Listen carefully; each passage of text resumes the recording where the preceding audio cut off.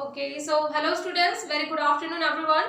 As you know, I'm your science teacher and here I'm just going to take a class of class 9th. Okay, so students, is in a class 9th, as you know, I have started your chapter 4. The name of chapter 4 is a structure of atom. Clear? And in my last video, I told you about the isotopes. Clear? So today in this video, I'm just going to telling you about the isobars.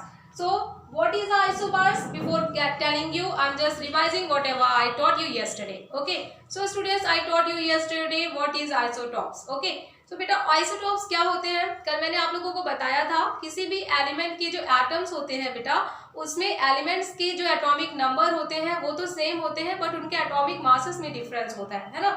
So the property of an atom in which the atomic number are same but atomic masses are different, that are known as the isotopes. Clear? आप लोगों का मैंने example दिया था जैसे hydrogen का.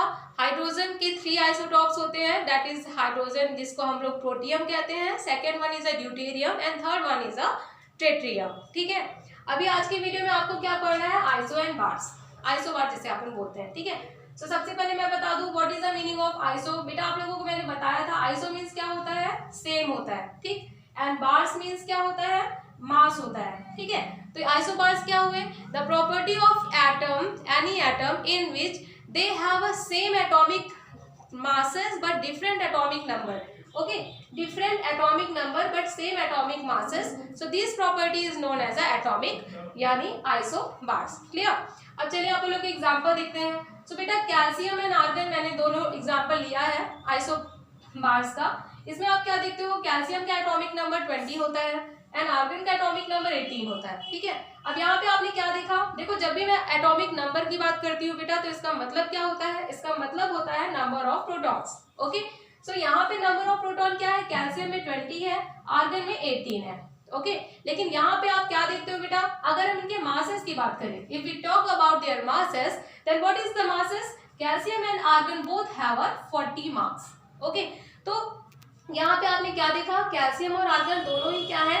Elements के atom है. हाँ, एक चीज आप लोगों को ये ध्यान रखना है, यहाँ पे हम जब आइसोटॉप्स की बात करते हैं तो एक ही एलिमेंट के डिफरेंट एटम होते हैं, लेकिन आइसोबार्स की बात करते हैं तो उसमें डिफरेंट एलिमेंट के डिफरेंट एटम्स हो सकते हैं. ठीक है, यहाँ पे देखिए कैल्शियम एंड आर्गन दोनों ही डिफरेंट एलिमेंट है और इसके जो कुछ एटम है जिसमें इनके एटॉमिक मासेस तो सेम मिल रहे हैं लेकिन इनके एटॉमिक नंबर डिफरेंट है. ओके, सो इसी प्रॉपर्टी को क्या बोला जाता है?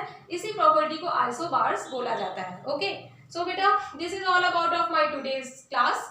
And one thing I am telling you students, the isotopes and isobars both are a very important topic for your exam point of view. So you have to learn this, okay?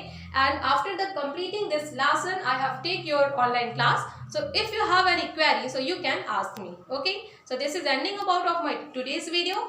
Thank you and have a nice day.